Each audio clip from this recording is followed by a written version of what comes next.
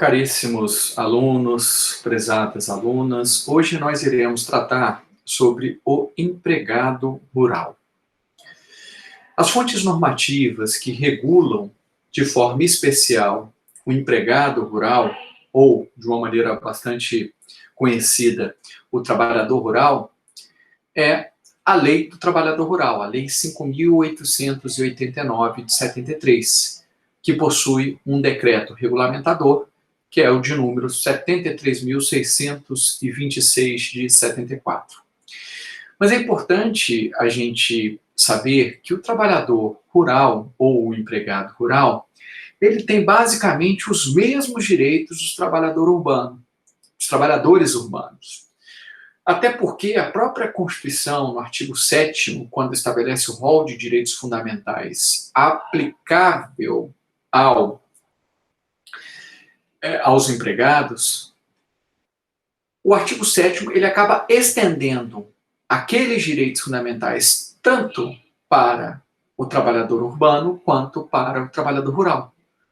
Lá no caput do artigo 7º é dito: são direitos dos trabalhadores urbanos e rurais, o que evidencia que, em geral, o tratamento normativo concedido aos trabalhadores rurais é muito semelhante, pelo menos no que se refere aos direitos fundamentais básicos, àquele dos trabalhadores urbanos.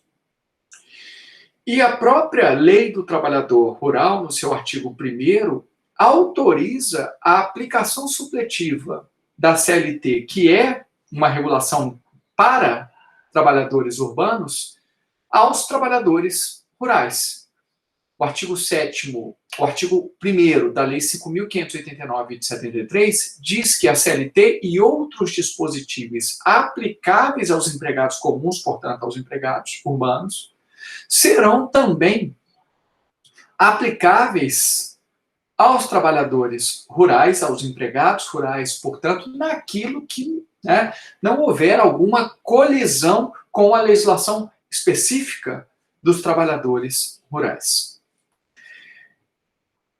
Só que os trabalhadores rurais possuem algumas particularidades. E daí é imprescindível nós conseguirmos diferenciar o que é um trabalhador comum de um trabalhador rural, para que possamos, de alguma forma, identificar as peculiaridades estabelecidas pela lei aos trabalhadores urbanos, aos trabalhadores rurais, perdão. Então, como é que a gente identifica o trabalhador rural? O trabalhador rural vai ter todos os elementos do vínculo empregatício que nós conhecemos, como SNUP, subordinação, não eventualidade, onerosidade e pessoalidade. Entretanto, haverá ainda, de acordo com a legislação, artigo 2º e 3º da Lei do Trabalhador Rural, duas particularidades, dois elementos especiais que caracterizam o trabalho rural. Então, além dos elementos fático-jurídicos formais aos trabalhadores em geral, subordinação, não eventualidade, onerosidade e pessoalidade, haverá ainda dois especiais, quais sejam a vinculação a um empregador rural e o trabalho realizado em um imóvel rural ou prédio rústico. O conceito legal de trabalhador rural, de empregado rural, acaba apresentando esses dois elementos especiais. Vamos lá, qual é o conceito? Pessoa física que, em propriedade rural ou prédio rústico, presta serviços de natureza não eventual a empregador rural sob a dependência deste e mediante salário. Então, nós observamos que tem todos os elementos comuns de um vínculo empregatício, SNUP, subordinação, não eventualidade, onerosidade e pessoalidade, e, além disso, existem dois especiais: o trabalho em propriedade rural ou prédio rústico, e o fato de estar vinculado a um empregador rural. Boa parte da doutrina acaba entendendo que esse conceito, ele é um conceito não explicativo, é um conceito que acaba girando em torno de si mesmo, porque, né, derivado especialmente, né, da ideia de vinculação ao empregador rural. O empregado rural é aquele que está vinculado ao empregador rural. Sim, e aí? Mas como é que é? Quem é o empregador rural? Então acaba que fica girando em círculos. De todo modo, né, a doutrina aí a jurisprudência acabam delineando o que é o empregador rural. A própria legislação assim estabelece. Então vamos agora ver esses dois elementos especiais. O primeiro, vinculação a um empregador rural, e segundo, né, o imóvel rural, trabalho em imóvel rural ou prédio rústico. Pois bem, empregador rural é aquele que explora atividade agroeconômica. Lavoura, pecuária, pastoril, turismo rural ancilar e extrativismo vegetal. Mesmo que nesses procedimentos, nesta exploração da atividade agroeconômica, exista uma incipiente, né, industrialização. E o que seria esta incipiente, né, exploração industrial? Seria o primeiro tratamento de produtos agrários in natura sem a transformação de sua natureza. Então, seria aquele processo industrial que envolve um método rústico e rudimentar de produção que não desnatura, né, aquele produto agrário. Né? Então, o beneficiamento, a primeira modificação e o preparo dos produtos agropecuários e hortigranjeiros e das matérias-primas de origem animal ou vegetal para posterior venda ou industrialização, bem como ao aproveitamento dos subprodutos oriundos das operações de preparo e modificação dos produtos in natura.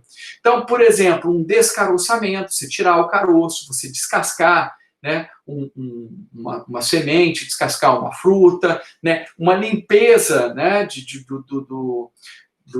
um legume, de uma verdura, de uma fruta, o abate de um animal, a secagem, a pasteurização do leite, o resfriamento, a fermentação. Então, quer dizer, é uma exploração ainda muito rudimentar, é um primeiro tratamento que se dá àquele produto agrário.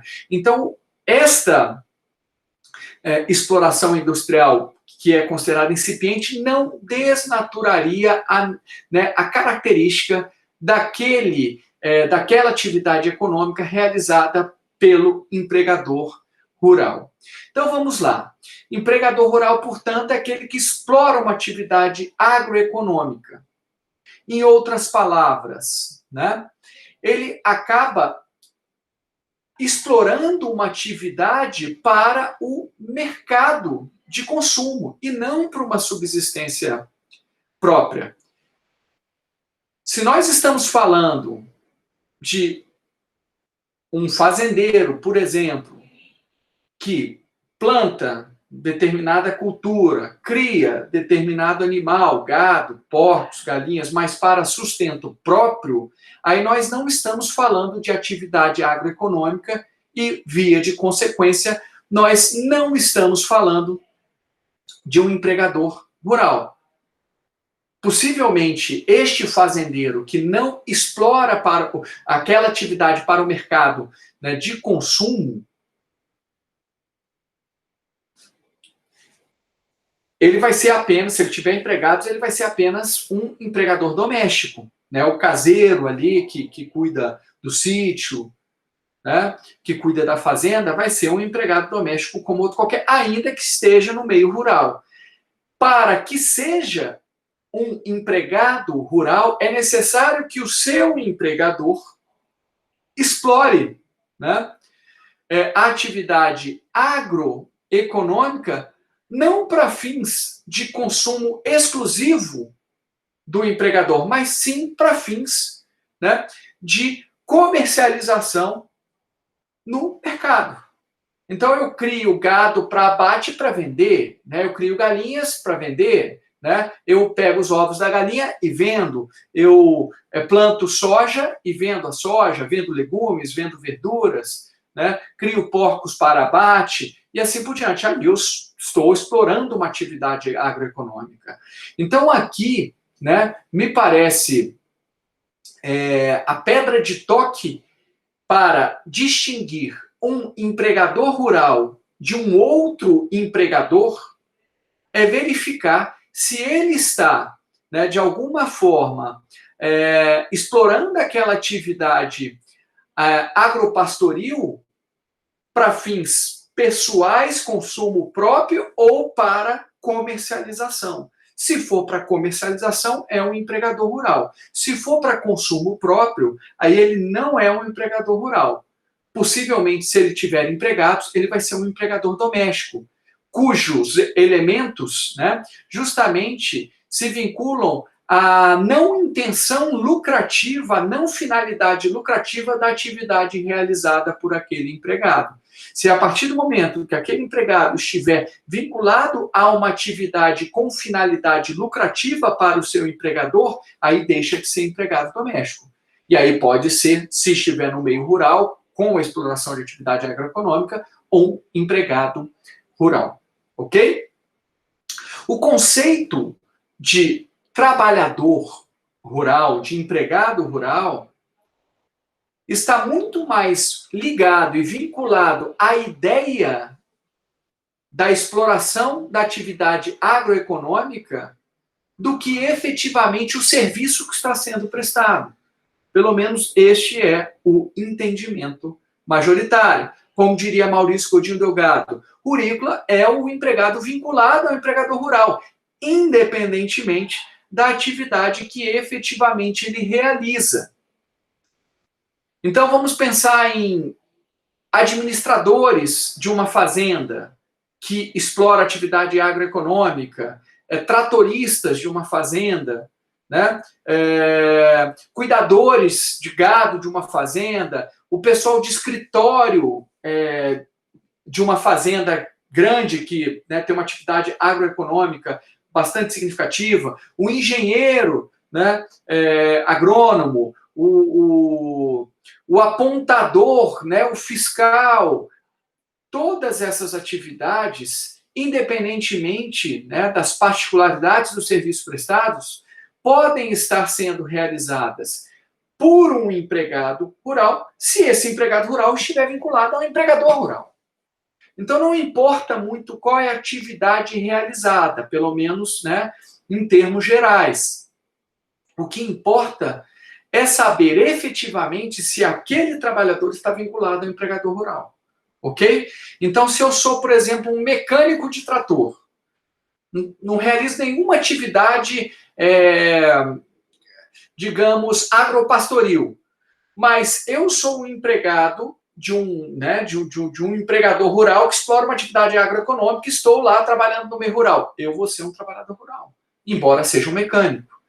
Se lá na fazenda, uma fazenda muito grande que, né, exporta a produção para outros países, enfim, tem lá um escritório e eu trabalho com a informática lá desse escritório. Eu sou a secretária desse escritório, estou lá no meio rural, na fazenda, né? E sou empregado de um empregador rural, não importa a atividade que eu esteja realizando, eu vou ser um empregado rural. Por quê?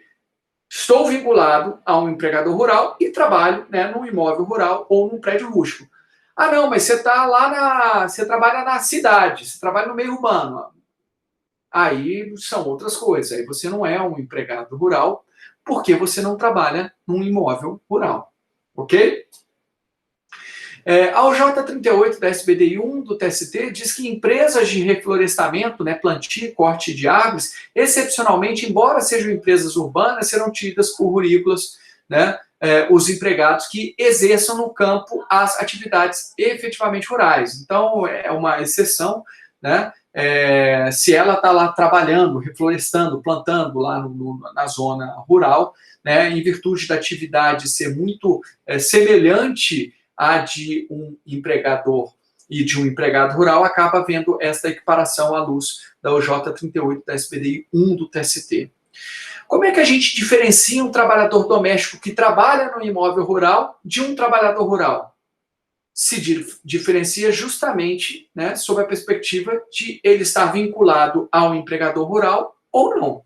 Então, se eu trabalho numa fazenda, mas o dono da fazenda, ele não explora atividade agroeconômica, ele usa apenas a fazenda para lazer, para sua família, eu vou ser um empregado doméstico. Agora, se eu trabalho numa fazenda, plantando, cuidando do gado, cuidando da galinha, e esse meu empregador, ele explora atividade agroeconômica, né, cria gado para abate, enfim, aí eu vou ser um trabalhador rural.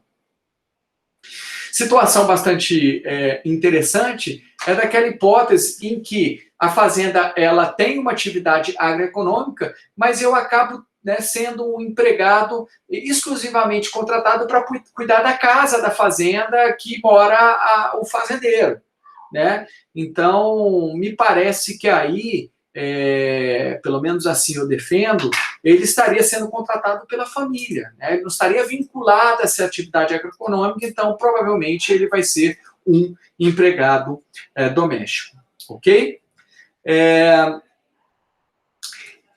O outro requisito especial é trabalhar em um imóvel rural ou em um prédio rústico. Então, são os dois ao mesmo tempo. Eu tenho que ter todos os elementos do vínculo empregatício que nós conhecemos, subordinação, não eventualidade, onerosidade, pessoalidade.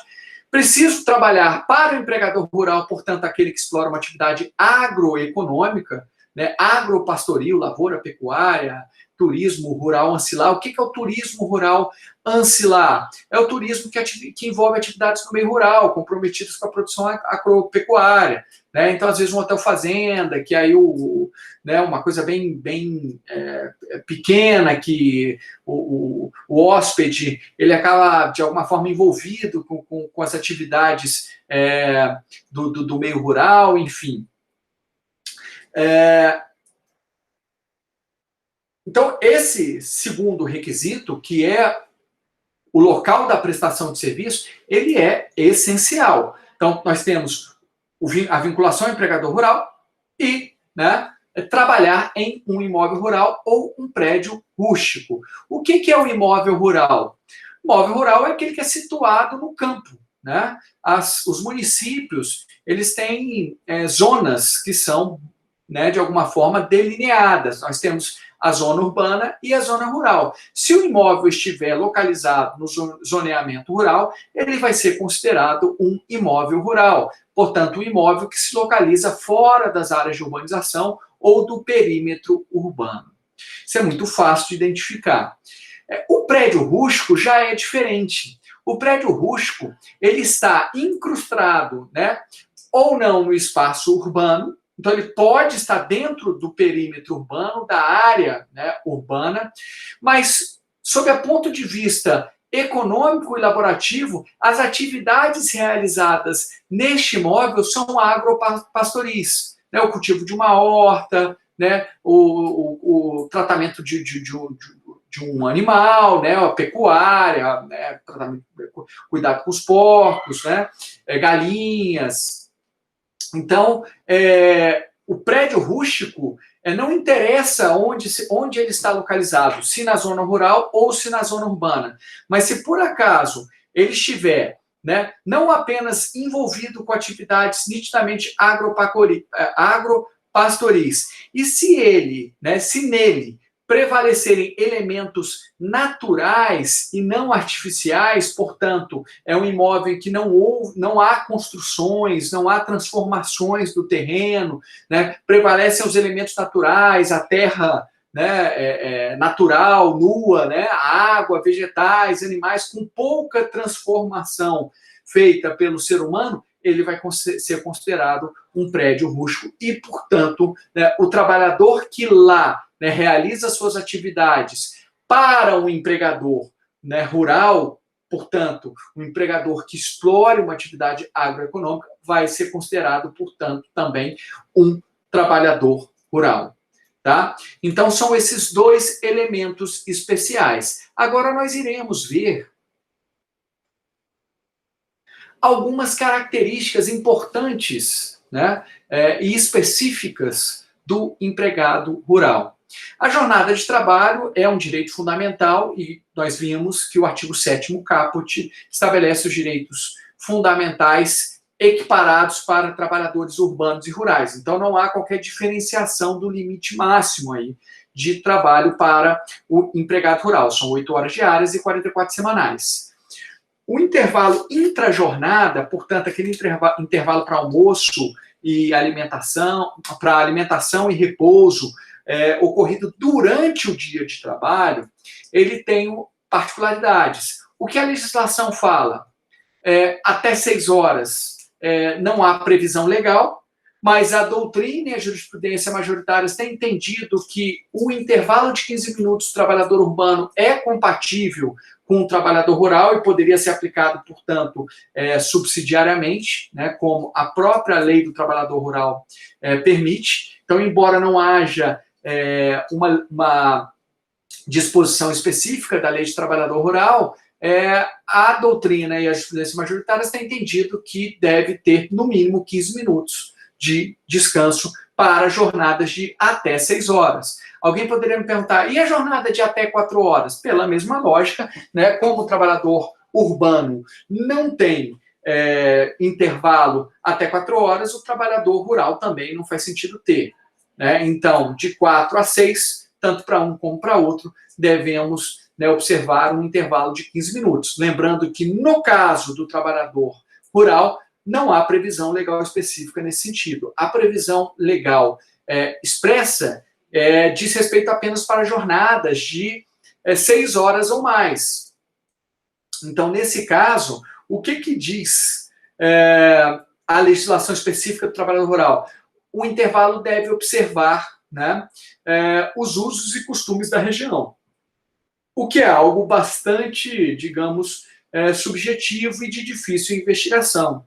É claro que ali na região deve ter uma prática, né, um costume que as pessoas observam. De todo modo, o que a doutrina e a jurisprudência também têm entendido é que, por uma questão de lógica, deve observar os usos e costumes da região, mas também considerando que, no mínimo, a partir de 6 horas de trabalho por dia, deve-se ter um intervalo de 1 hora. Então, pode ser até que o intervalo seja superior, mas, no mínimo, 1 hora. Não está na lei esse mínimo, né, a lei do trabalhador rural, este mínimo de 1 hora, mas a doutrina e a jurisprudência têm entendido assim, ok? É possível fracionar este intervalo do trabalhador rural? O TST tem entendimento dizendo que sim, é possível desde que na região exista esse fracionamento. Então, na região há um intervalo ali para o café da manhã de 30 minutos, há um intervalo para o almoço de 30 minutos, enfim, pode até haver o fracionamento, mas desde que isso seja um costume da região. Caso não haja o gozo integral, né, do intervalo intrajornada, o entendimento é que deve ser aplicada a mesma consequência que ocorre com o trabalhador urbano.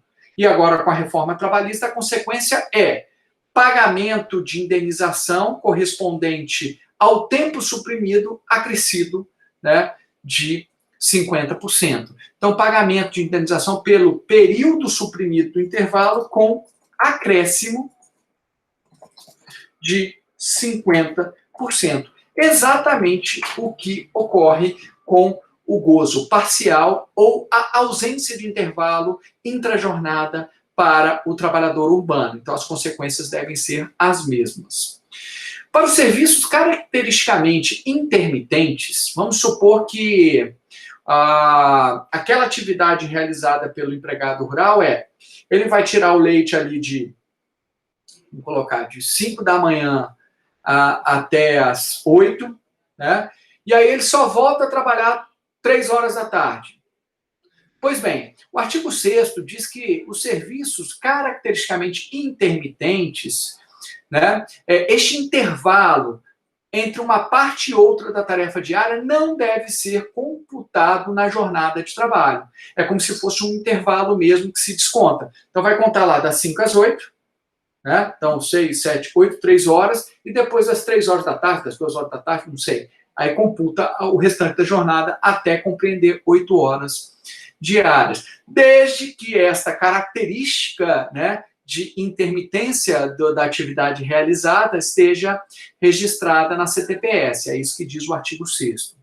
No caso do corte de cana-de-açúcar, que é uma atividade bastante desgastante, penosa, porque é necessário, né, se fazer muitos movimentos repetitivos ao longo da jornada, tem se aplicado analogicamente para os empregados rurais que realizam essa atividade, o artigo 72, que estabelece um intervalo adicional de 10 minutos a cada 90 minutos, né, de trabalho contínuo. Então, existe este outro intervalo. O trabalho noturno, nós temos algumas particularidades também, né? Primeiro, os horários são distintos do trabalhador urbano. Lembrando que o trabalhador urbano, o horário noturno é das 22 né, então 10 da noite até as 5 da manhã. Para o trabalhador rural, aí vai depender se é pecuária ou lavoura. Se for pecuária, o trabalho noturno vai ser considerado das 20 às 4. Se for lavoura, das 21 às 5. Ah, professor, e se ele trabalha nos dois, pecuária ou lavoura? Bem, a legislação não estabelece uma resposta única, né? Acho que tem que ser analisado caso a caso, e, enfim, mas uma orientação que me parece interessante nessas hipóteses é estabelecer qual que é a preponderância. A atividade preponderante dele é na pecuária ou na lavoura? E aí, definir qual que seria o trabalho noturno. O adicional noturno, ele é um adicional também diferenciado para o trabalhador rural, enquanto que o trabalhador urbano, o adicional noturno é de 20%, para o trabalhador rural é de 25%. E não há redução da hora noturna para o trabalhador rural. Para o trabalhador urbano, nós sabemos que a hora noturna é reduzida em 52 minutos e 30 segundos. No aviso prévio, nós temos uma particularidade, né? E a Constituição diz o mesmo, tanto para trabalhador urbano como rural, dizendo que o aviso prévio é de, no mínimo, 30 dias, devendo ser observada uma proporcionalidade.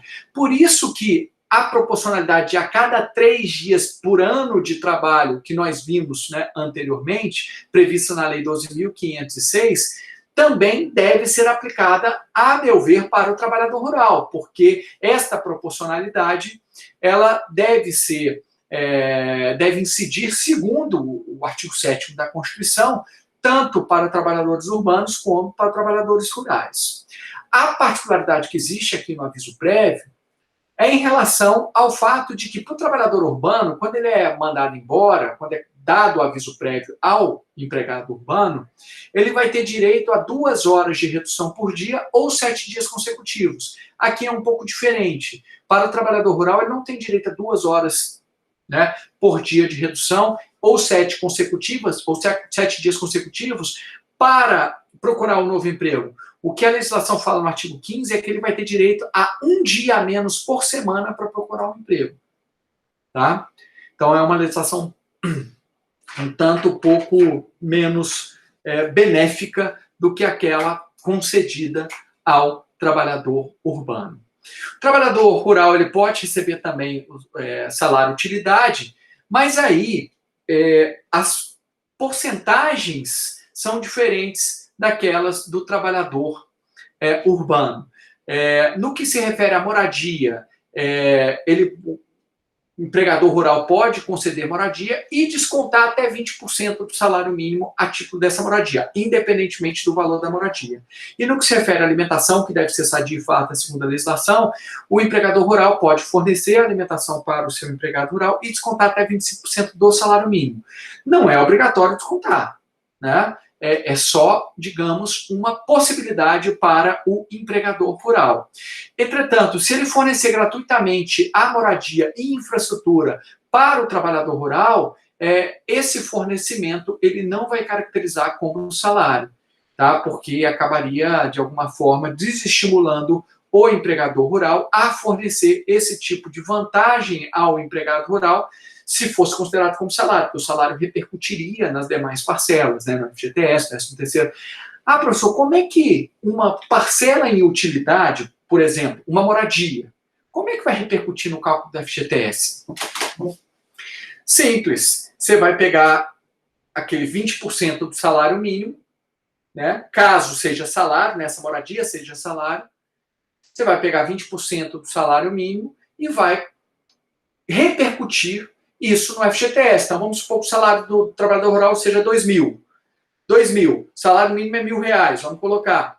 Então, o FGTS não vai ser só 2.000, vai ser 2.000 mais 20% de 1.000, mais 200. Então, a base de cálculo do FGTS vai ser 2.200, porque 20% é dessa moradia que o empregador estava descontando.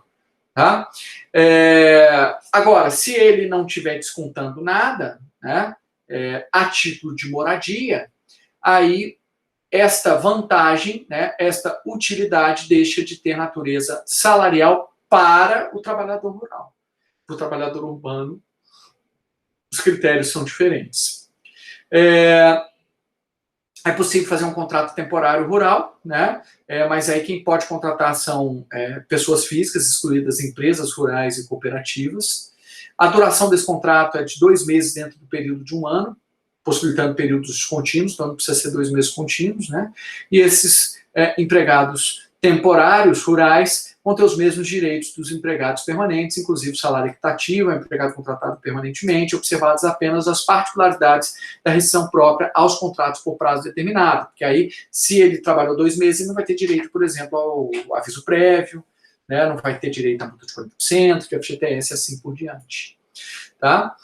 No caso de ação de despejo, porque como os empregados rurais, via de regra, moram na fazenda e moram em imóveis, né, que são do próprio empregador rural, então o artigo 9º, parágrafo 3º, diz que eles devem desocupar, né, a casa em até 3 dias após a rescisão, né, do contrato. E aqui uma última palavra a respeito do trabalho rural, no meio rural, é muito comum que haja, né, trabalho escravo, porque o Brasil, com dimensões continentais, tem por característica dificultar qualquer tipo de fiscalização, e essa fiscalização acaba se tornando ainda muito mais complexa em razão do baixo número, né, de auditores fiscais do trabalho. Então, o que a gente observa é que no meio rural existem muitos trabalhadores submetidos a condições análogas a escravo, né, sem água potável, sem um lugar decente para morar, né, sem condições sanitárias e de higiene de alguma forma adequadas e condignas. Então, o fato é que nós temos muitos problemas de trabalho escravo, trabalho em condições análogas a escravo, no meio rural. Não é algo exclusivo do meio rural, é possível que haja trabalho em condições análogas a escravo no meio urbano, mas, né, no meio rural é muito comum. É muito comum um empregador rural contratar empregados, né, numa cidade para levar lá para o interior do país, e aí o empregado já fica devendo esse transporte, coisa que não é devido, né, em tese não é possível, mas ele já fica devendo, então ele vai meio que trabalhando por dívida, em condições inadequadas, né, então infelizmente é algo que ainda nós não conseguimos vencer. Senhores, agradeço muitíssimo a participação de todos, né, e até o nosso próximo encontro.